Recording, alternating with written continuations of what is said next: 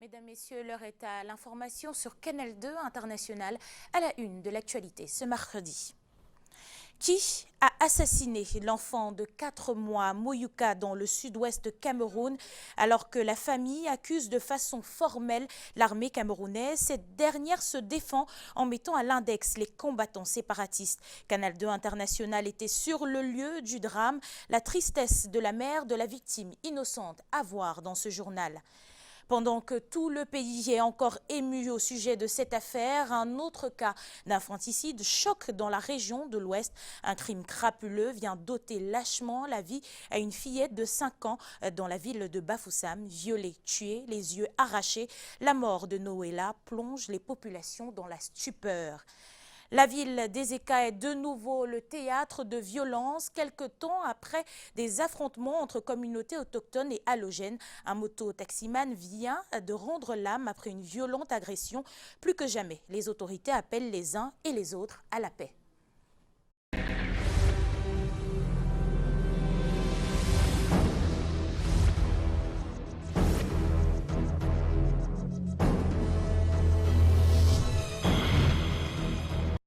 Bonsoir à tous et soyez les bienvenus au 19h50.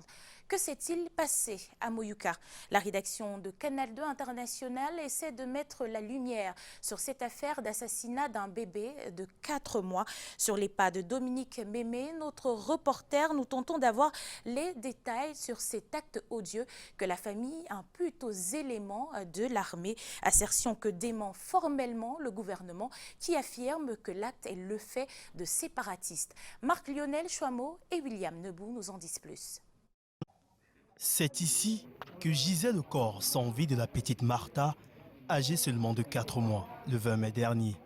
Pendant que le reste du pays est plongé dans la célébration de la fête de l'unité nationale, ivre de joie, un meurtre effroyable est perpétré à Mouyouka, dans le département du Fako, région du sud-ouest Cameroun. 24 heures après le drame, notre reporter Dominique Mémé fait une descente sur les lieux.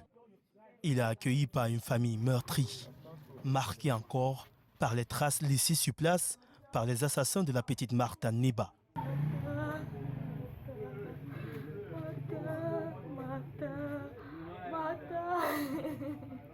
La maman inconsolable, c'est le père de la victime qui tente de nous expliquer ce qui s'est passé. Vers 14 heures, ils ont tiré en l'air lors de leur passage et sont revenus au quartier, nous surprenant tous. Mon épouse était derrière la maison en train de préparer à manger, laissant le bébé sur cette chaise. Moi, j'étais dans la cour. Ces gens ont commencé à tirer. Nous avons d'abord fui, ma femme et moi. Quand nous sommes revenus, nous avons trouvé la porte forcée et le bébé mort. Un voisin a entendu au loin une discussion entre les assaillants après les coups de feu. Un a demandé à l'autre, pourquoi tu as tiré sur le bébé là? Pourquoi tu peux tirer sur un enfant aussi jeune? Qui a tué la petite Martha Neba? Dans une vidéo affligeante qui fait le tour de la toile, l'évocation des éléments des forces de sécurité et de défense comme auteur de l'assassinat du bébé de 4 mois à Mouyouka a entraîné ce mercredi une sortie musclée de René Emmanuel Sadi, porte-parole du gouvernement. Dans ce communiqué, le gouvernement dément formellement ces allégations mensongères. Son enquête a abouti à un règlement de compte des rebelles sécessionnistes contre un des leurs aujourd'hui repentis. Entre diction et contradiction, la vérité sur l'assassinat du bébé de 4 mois a du mal à se frayer un chemin. La famille de la petite Martha doit désormais se résigner à enterrer tout souvenir. Et un autre crime dans les régions dites anglophones. Parlons à présent de la décapitation d'un homme à Bamenda, le dénommé Olivier Vondu Wuntai. Dans un communiqué de presse, le gouverneur de la région du Nord-Ouest, Adolphe Lélé, l'Afrique, précise que cet enseignant d'histoire et géographie au lycée bilingue de Nitop a été tué et décapité le 21 mai. Sa tête a été déposée au lieu-dit mobile Nkwen.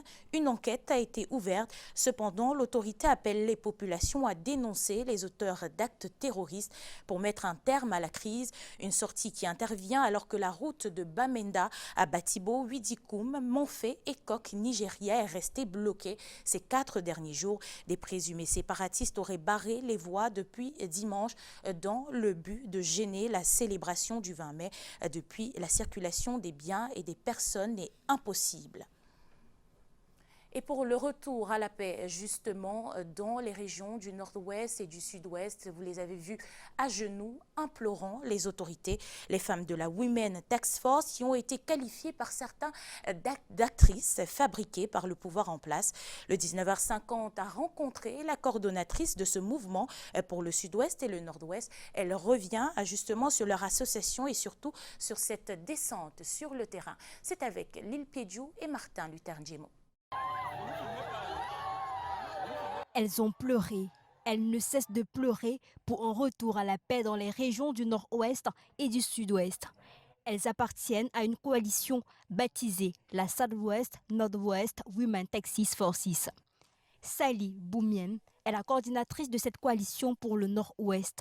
Les femmes sont réunies dans une coalition parce qu'ils ont constaté que leur action individuelle, ça ne donne pas le résultat rapide qui répond à la crise. C'est pour cela que Mme Esther Oumam Djomo, elle a concevu cette idée. Elle a dit aux femmes, il y a plusieurs femmes qui ont accepté. Fatiguées d'être des témoins des atrocités commises de part et d'autre, ces femmes ont pris l'engagement depuis 12 mois sous la conduite de leur fondatrice Esther Oumam Djomo de mener des actions dont l'unique objectif est de voir la paix revenir dans ces deux régions. On a vu Snot dans le public 4 fois pleurer parce qu'on voulait qu'on nous entende. Écoutez, on a dit. La dernière sortie de ces femmes devant le Premier ministre a suscité une vive polémique sur les réseaux sociaux qui estimaient que c'était des femmes louées pour pleurer lors des événements tristes. À cette controverse, Sally Boumiem se veut claire. Quand les gens disent que ce sont les femmes qui sont fabriquées, je n'ai rien contre les gens-là parce qu'actuellement, la situation sociopolitique dans les deux régions, c'est très dur. Mais si tu sens la douleur que les femmes-là sentent, tu dois sortir quand on te dit sors. Au regard de la persistance de cette crise sociopolitique qui dure depuis 3 ans bientôt, les femmes en général pensent avoir l'argument qu'il faut pour une sortie de crise. Aujourd'hui, elles sont les seules à même d'apporter une solution à cette crise. On a un gouvernement en face de nous qui ment, qui nous parle de dialogue. On a les séparatistes dont la position du gouvernement les radicalise tous les jours. Et par conséquent, les femmes qui perdent leurs enfants au quotidien sont les seules à même à apporter une solution à cette crise. La Southwest Northwest Women Task Forces, qui se distingue par ses couleurs noires pour le deuil et orange contre la violence, est prête à aller jusqu'au bout pour obtenir le retour de la paix dans les deux régions, malgré les vents contraires. Nous le disions à l'entame de ce journal, la ville d'Ezeka fait encore parler d'elle en termes de sécurité, ou plutôt d'insécurité. Un autre conducteur de mototaxi vient d'être agressé dans la localité, conduit à l'hôpital de district. Ce dernier a rendu l'âme. Les autorités appellent plus que jamais à la paix. Les détails avec Delphine Foncoutene dans ce reportage.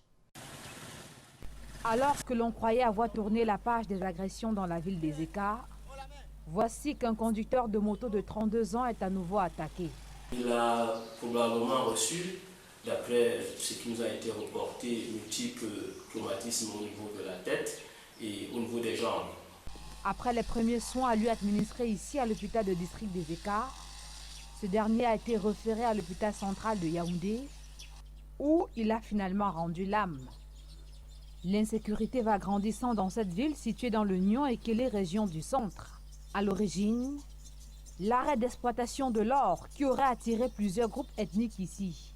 Les Bamenda, les Aoussa, les Nordis, les Fulbé, les Peuls. Nous avons des cas de violence, je dis presque chaque semaine, qui sont signalés. Des mesures ont pourtant été prises pour faire face aux agressions nocturnes. Nous avions demandé à cette communauté ou à ce transporteur de ne plus rouler seul dans la nuit, quel que soit le prix qu'on vous propose. On leur avait dit, vous pouvez commencer votre moto-taxi de 6 h du matin à 17 h. Garez vos motos, vous restez tranquille. Et pourtant, bien avant l'avènement de l'or, les communautés bassards, musulmanes et bien d'autres vivaient en toute quiétude dans cette ville centenaire. Si vous allez au niveau du quartier Aoussa, tous vous diront qu'ils n'ont jamais eu de problème avec qui que ce soit. Et nous pensons que cette fraternité continuera à régner dans la commune des Écarts. Qu'il en soit ainsi. Parlons à présent de ce crime crapuleux perpétré au quartier Kougrop dans la ville de Bafoussam où une fillette de 5 ans seulement a été enlevée et tuée par ses ravisseurs. D'après les résultats des examens médicaux, la petite Noëlla a été violée et des parties de son corps ont été arrachées. Michel Fauquois nous raconte cette tragédie. Le 20 mai 2019 restera à jamais gravé dans la mémoire de la famille de la petite Noëlla Price. Kidnappée en effet, alors que les parents étaient engagés dans les activités de la célébration de la fête de l'unité. Le corps sans vie de la petite Noëlla, âgée de 5 ans seulement, sera découvert 2 jours plus tard. Le crime crapuleux se déroule au quartier Kogo à Bafoussam. Au domicile familial, c'est la consternation. Élisée Ngansou, le père géniteur de la victime, n'en revient pas. Grande était ma surprise qu'aux environs, n'est-ce pas, de 17h30, on m'appelle pour me dire qu'on a kidnappé. Voilà le terme qu'on a utilisé, qu'on a kidnappé l'enfant. J'étais surpris, j'ai posé la question. Vous parlez de quoi? Kidnapper ou bien l'enfant s'est égaré? On me dit qu'on a kidnappé l'enfant. Je me suis donc mis rapidement en route. Et puis, n'est-ce pas, j'ai rejoint la famille. Après des examens médicaux, il en ressort que la petite Noël a été violée par ses ravisseurs qui vont par la suite enlever ses yeux. L'enquête ouverte par les éléments de la brigade de gendarmerie de Nkonso a permis de mettre la main sur un présumé kidnappeur qui aurait échappé de justesse à une charge par la population en furie. Le commandant de la brigade de Nkonso a refusé de s'exprimer sur la question. Pour l'instant, le présumé meurtrier est gardé en lieu sûr. Pendant ce temps, la famille de Noël apporte le deuil. Sa maîtresse m'a appelé, elle cherchait comment pour m'appeler. Première fois, ça n'a pas, je n'ai pas décroché. Deuxième fois, j'ai décroché maintenant. Que tu as envoyé un monsieur avec le portable, au nom le protocole du gouverneur. J'ai dit non, je n'ai pas envoyé. Il dit que, hey, on a volé l'enfant. Entrez vite pour rechercher l'enfant. Le monsieur était déjà disparu. Le corps se retrouve actuellement à la morgue de l'hôpital régional de Bafoussam. D'un infanticide à un autre, le présumé assassin de 2 enfants à Bafia, il y a 3 semaines, a été stoppé net cet après-midi à Douala. Après avoir annoncé son forfait, ce présumé assassin avait quitté Bafia où il vivait sa romance avec la mère des 2 enfants. Reconstitution des faits avec Monique Naoussi et Espoir Baïra. La cavale du présumé assassin des enfants de 2 et 4 ans à Bafia n'a duré que 3 semaines. Edouard Martial, épris de jalousie, avait kidnappé les 2 enfants de sa copine Raïssa avant d'annoncer à cette dernière 2 jours plus tard leur assassinat. C'est ce mercredi après-midi que les forces de l'ordre l'ont cueilli à Douala. La veille du 1er mai, je l'ai surpris avec un autre homme appelé Nolo. Bon, maintenant, quand il est surpris, je suis rentré maintenant alors, et puis j'ai appelé sa patronne, je l'ai expliqué. Maintenant, il ne sait pas quand il est arrivé au travail, c'est parce que sa patronne lui a dit. Après maintenant, elle m'appelle, elle me dit elle est au travail. Je les ai amenés, je les ai laissés chez nous. Bon, après, j'ai appelé Raïssa, j'ai dit à Raïssa que j'ai les enfants avec moi, si tu ne me donnes pas mon argent, je peux partir avec les enfants, tu ne vas plus les voir. C'est où elle m'a donc dit que tu ne peux partir nulle part avec les enfants. Pendant 2 heures d'horloge, les autorités ont procédé à la reconstitution des faits.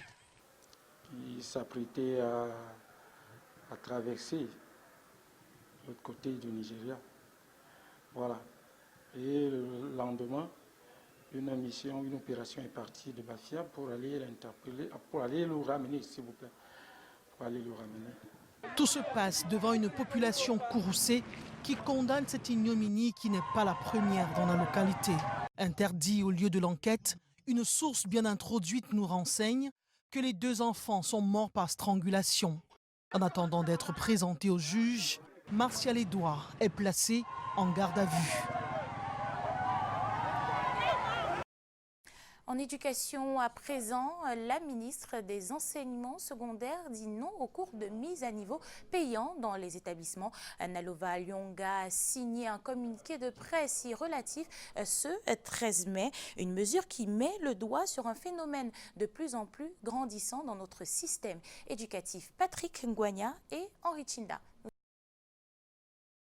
Signé le 13 mai dernier, ce communiqué radio-presse du ministre de l'Enseignement secondaire, Nalova Lyonga, appelle à la responsabilité des personnels administratifs, des enseignants et des parents d'élèves pour qu'aucun franc supplémentaire ne soit réclamé aux élèves qui se sont régulièrement acquittés de leurs frais exigibles.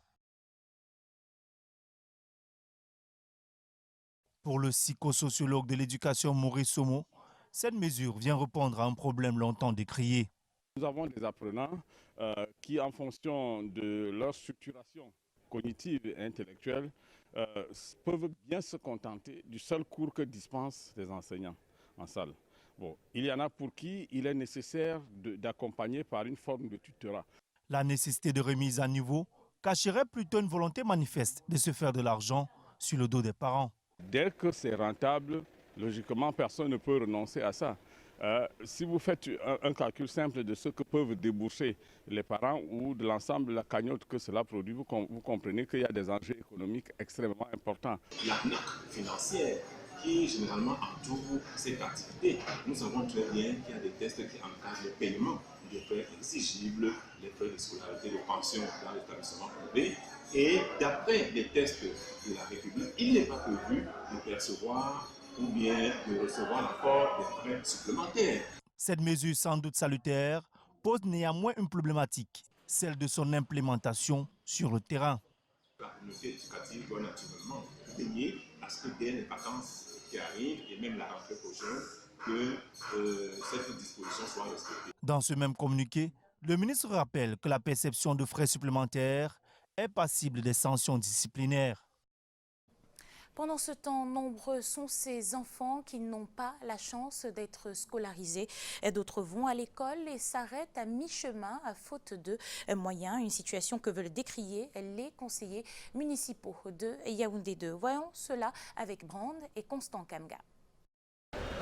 Selon les chiffres de l'UNESCO et de l'UNICEF, plus de 500 000 enfants de 6 à 11 ans étaient non scolarisés au Cameroun en 2014. À ces statistiques, il faut y ajouter les enfants déscolarisés pour divers motifs. Les politiques publiques actuelles ne sont pas favorables à l'éducation de tous les citoyens. Pourquoi? Parce que l'État finance de moins en moins l'éducation publique.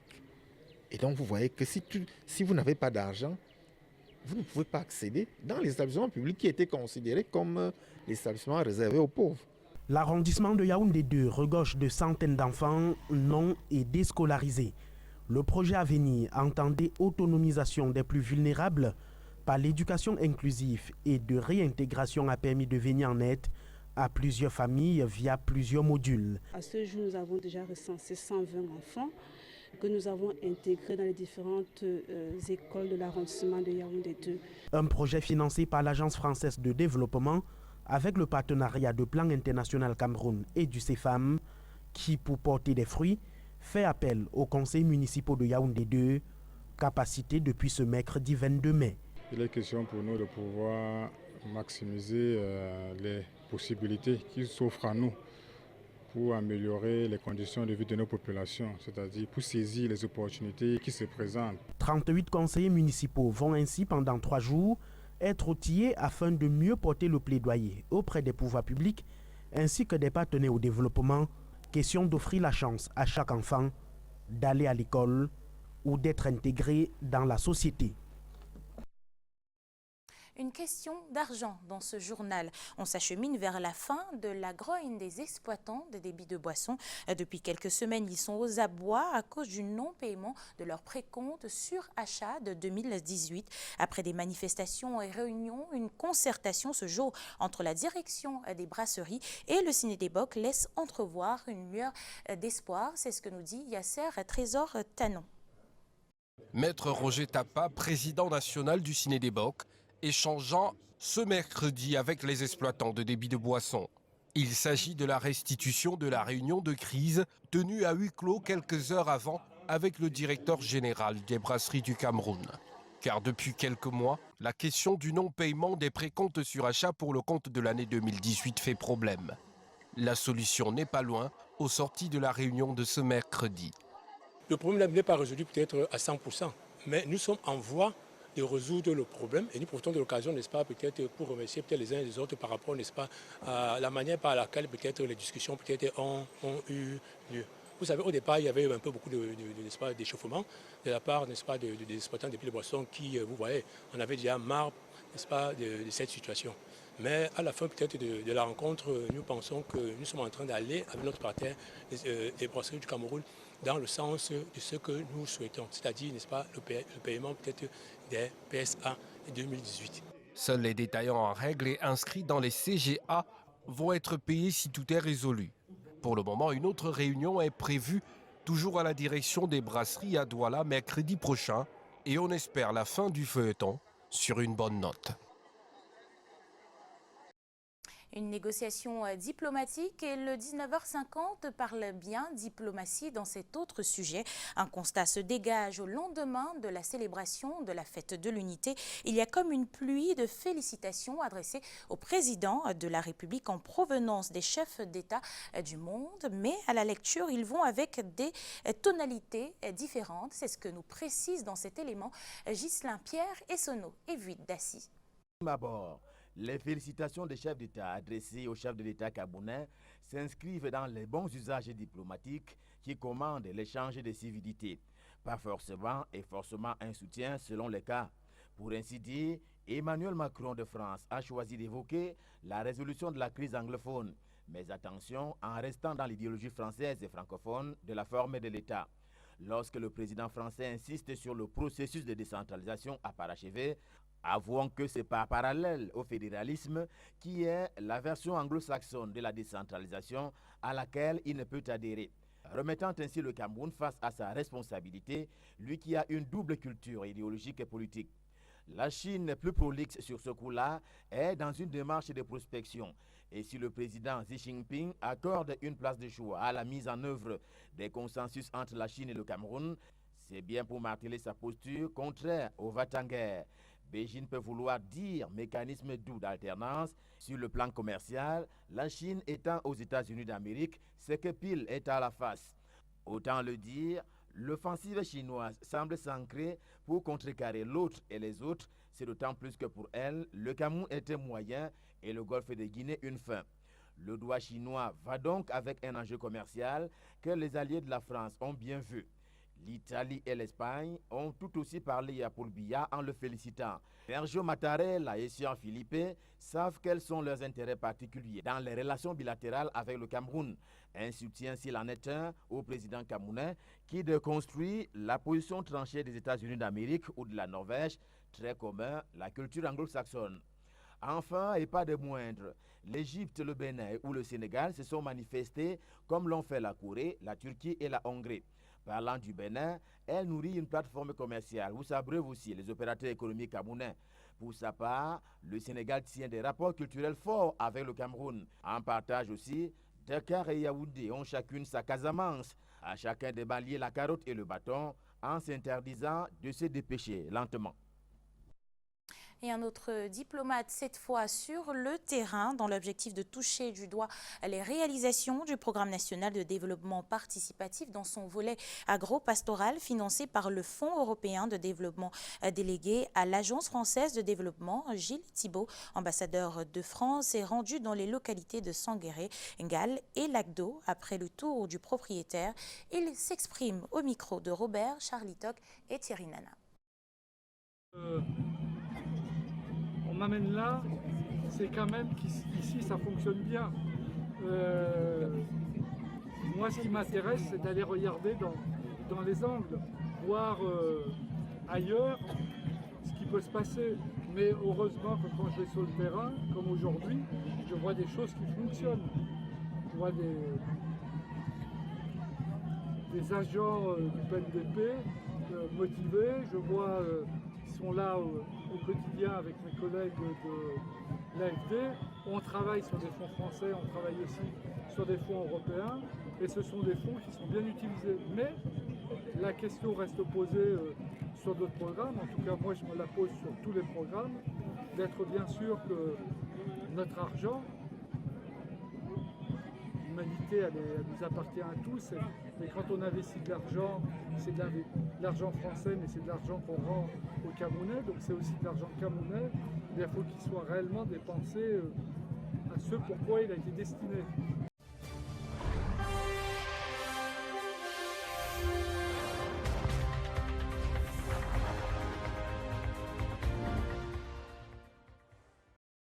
Depuis quelque temps, on observe dans les villes du Cameroun une prolifération des kiosques métalliques, des kiosques installés sur les trottoirs pour des transferts d'argent ou jeux de hasard. À Douala, ils se comptent par milliers et la communauté urbaine évoque une anarchie qu'elle compte éradiquer dans un futur très proche. C'est l'objet du Plus de l'info de ce soir, réalisé par Vanessa Mela-Kamdem, Marius Kossou et Linda Tegueb. C'est actuellement le gros business des menuisiers métalliques. Les kiosques, très sollicités par les opérateurs économiques et qui inondent depuis quelque temps les rues des cités camerounaises. Dans cet atelier du quartier Bonabéry à Douala, on est débordé de travail. On a les kiosques de 1 par 1 sur 2 qui coûtent 165 000 avec équipement à l'intérieur, les lambris, grillage, peinture. Donc en finition, ça coûte 165 000. On a les kiosques de 150 par 2 qui coûtent 250 000. On a les kiosques de 125 par 2 qui coûtent 220 000. Il y a beaucoup de demandes énormément. Leurs clients vont de l'auto-employé à la grosse multinationale. Ils appartiennent à des secteurs d'activité différents, mais les jeux de hasard et le transfert d'argent ont la part belle. Dans la foulée, chacun essaie de se démarquer par la taille, la forme ou la couleur de son kiosque.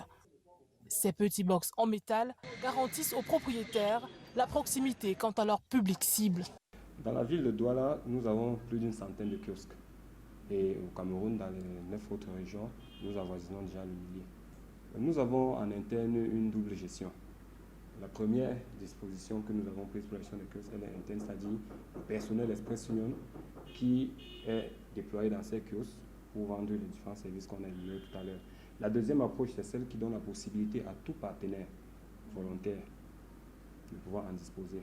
La condition préalable pour installer un kiosque sur la voie publique est une autorisation de la municipalité. Ce vendeur de médicaments dit être passé par la mairie pour obtenir le droit de s'installer sur ce trottoir. Je paie juste TVP à la mairie. À la communauté urbaine de Douala, il existe tout un procédé organisant l'occupation temporaire de la voie publique par les kiosques. Mais là-bas, on reconnaît également qu'une anarchie s'est développée dans le secteur. Beaucoup fonctionnent dans la clandestinité et sont installés à des endroits interdits. Toute personne désireux poser un kiosque sur un espace public doit faire une demande auprès de la communauté urbaine de Douala, à l'issue de laquelle la communauté urbaine de Douala devra répondre, doit donner une réponse qui peut être une réponse négative ou une réponse positive. Si c'est une réponse positive, il y a un cahier de charges qui doit suivre. D'autres ne demandent pas des autorisations, du coup ça devient des occupations anarchiques. Vous allez voir des kiosques devant des hôpitaux, devant des églises, devant des écoles, sur des terre-pleins centraux et même au niveau des carrefours et des virages, ce qui n'est pas permis. Donc nous, de temps en temps, quand nous avons ces différentes informations, nous procédons à l'enlèvement et puis le plus souvent à la destruction en cas de récidive. Pas les deux, que ce soit les personnes physiques ou les personnes morales. Ça peut être Paris Foot, ça peut être MTN, ça peut être Orange, ça peut être X, ça peut être Y. Donc tous ces promoteurs, chacun à son niveau, essaient de créer un peu du désordre. Plus souvent, les communes d'arrondissement donnent des autorisations pour les kiosques sans prendre en compte ces différents paramètres dont je venais de citer. Ce qui crée un peu des problèmes parce que une fois qu'ils ont donné des autorisations et qu'ils ont pu percevoir le TVP, ça met un peu en difficulté la communauté urbaine qui vient donc dans sa mission de réguler dans cette occupation. Et les piétons qui discutent la voie publique avec ces kiosques ont un avis mitigé sur le phénomène. C'est vrai que je ne trouve pas d'inconvénient, mais ça mène plutôt, ça embellit pas la ville. Ça ne rend pas la ville belle. Il fallait qu'on puisse dégager parce qu'il y a une confusion. La route, c'est pour les transports.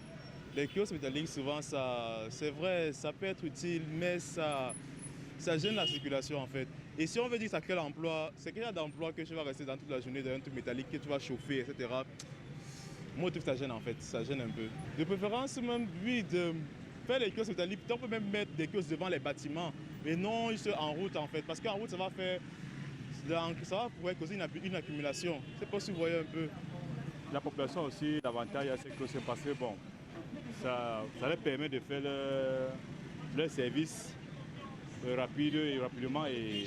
Désordre urbain ou arme de lutte contre le chômage, la communauté urbaine de Douala est engagée dans un processus d'aménagement du secteur. Elle envisage débarrasser la ville de Douala de tous ces kiosques pour les remplacer par ce modèle qui, selon elle, cadre mieux avec le plan de développement de la ville de Douala. Le projet, en cours de réalisation, sera matérialisé dans les rues d'ici 2020.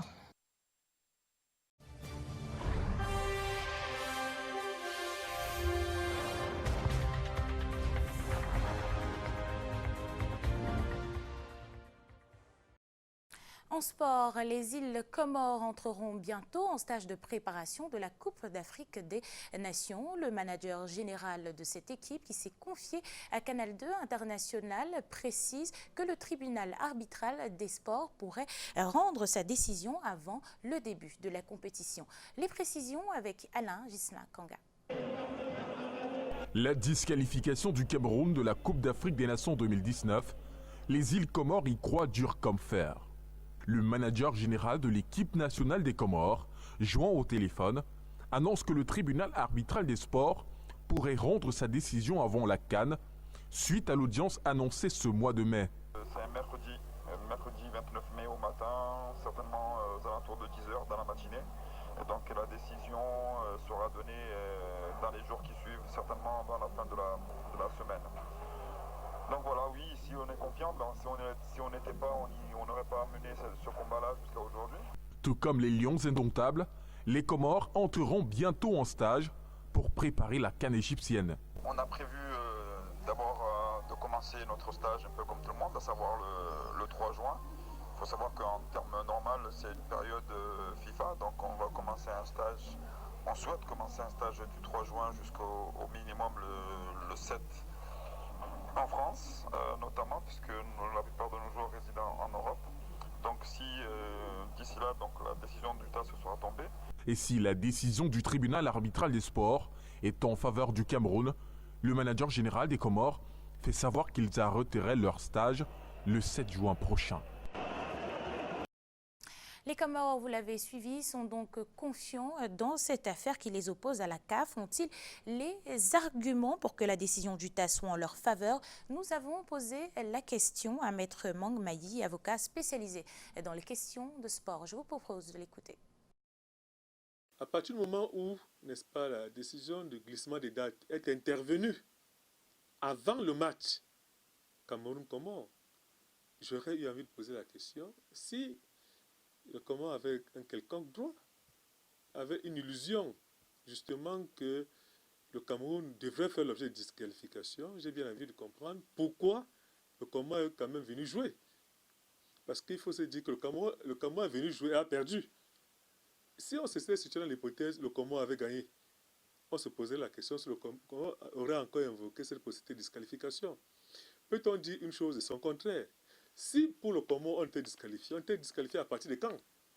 On aurait dû être disqualifié pour eux, s'il faut rentrer dans leur esprit, à partir du moment où la CAN a parlé de glissement des dates.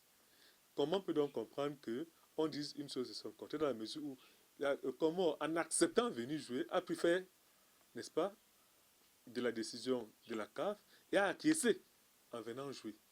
On ne peut donc pas participer à un match. C'est quand on l'a perdu, n'est-ce pas, qu'on a de ce qu'effectivement on a joué avec une personne qui n'avait pas qualité. En cyclisme, parlons du 16e tour international du Cameroun. Le premier coup de pédale sera donné le 1er juin prochain à Ayos. À cette occasion, le professeur Narcisse Mouelekombi a tenu une première réunion où il a recommandé professionnalisme et célérité au comité d'organisation. Alex Lembe pour les détails. Le ministre des Sports et de l'Éducation physique a présidé en fin de semaine dernière la première réunion préparatoire élargie du comité d'organisation de la 16e édition du Tour cycliste international du Cameroun. La compétition est prévue du 1er au 9 juin prochain. Au bout des échanges, il a recommandé aux 10 comités de faire preuve de professionnalisme au cours de la préparation des coureurs et assurer une place honorable au classement final de la course et de donner aux hôtes du Cameroun l'envie de revenir en leur assurant un accueil de qualité et un séjour agréable entre autres. Sur le plan national, la 16e édition du Tour cycliste international du Cameroun intervient à un moment où il s'avère impérieux de renforcer l'expression du vivre ensemble à travers la mobilisation de tous les fils et toutes les filles du Cameroun autour de la consolidation de son unité, a-t-il renchéri. En installant les membres des sous-commissions dans leurs fonctions respectives, il a également recommandé célérité dans les préparatifs et professionnalisme car selon lui, l'heure n'est plus à l'improvisation, au positionnement insidieux, mais plutôt à la concentration permanente au travail en équipe.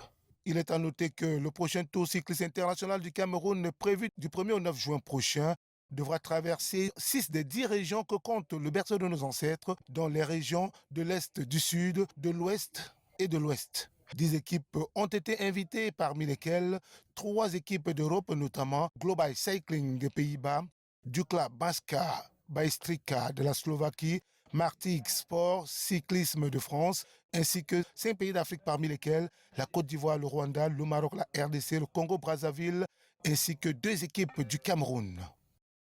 Un mot en culture avant de refermer ce journal. Dès demain jeudi, le magnat de la production camerounaise Jean-Pierre Sa va entamer son dernier voyage. En attendant la levée de corps, les artistes lui rendent un vibrant hommage. Lil Piedjou, Eric Golf et Linda Teguep nous en disent plus. Parti de son Konsamba natal, il y a 65 ans aujourd'hui, Jean-Pierre Sarr a conquis le monde musicalement parlant. Son amour pour la musique avait fait de lui l'un des plus grands producteurs de l'Afrique et des Antilles. Il est venu sur Paris en 1997, où il a rencontré Toya Ladi, vous connaissez les maisons d'Igle Corde, avec qui ils sont mis ensemble pour commencer la production. Difficile de vous dire exactement quel artiste n'a pas été produit sous le label GPS Production. Jean-Pierre a mis beaucoup d'argent dans ma carrière. Je ne suis pas sûr qu'en dehors de lui, quelqu'un d'autre allait le faire. Ces artistes et bien d'autres acteurs du showbiz, sur la place parisienne où il y était installé depuis 1997, ont tenu à lui rendre un vibrant hommage et surtout dire merci à ce magnat des affaires qui a tout donné pour que l'artiste vive de son art. Un sentiment vraiment de fierté et de joie de voir que M. Jean-Pierre Sarr avait des vrais amis, des bons amis. C'est eux qui ont initié ce moment et nous étions là pour les soutenir. La maison de production de GPS Production était située à Paris. On a décidé ensemble de faire une messe sur la place parisienne avant d'aller faire le deuil au Cameroun. Au Cameroun, justement, où il entame dès ce jeudi le chemin vers l'éternité. Il sera accompagné dès la levée de corps à l'hôpital militaire de Douala à partir de 14h, la grande veillée à son domicile à Bonabéry, puis l'inhumation à Bangoulap dans le département du Ndé par le monde artistique venu des 4 coins de la planète. Jean-Pierre Sarr qui sera donc inhumé ce samedi 25 mai à Bangoulap. C'est sur cette information que nous mettons un terme à cette édition du 19h50. Merci à vous de l'avoir suivi et surtout merci de rester en compagnie des programmes de Canal 2 International qui se poursuivent.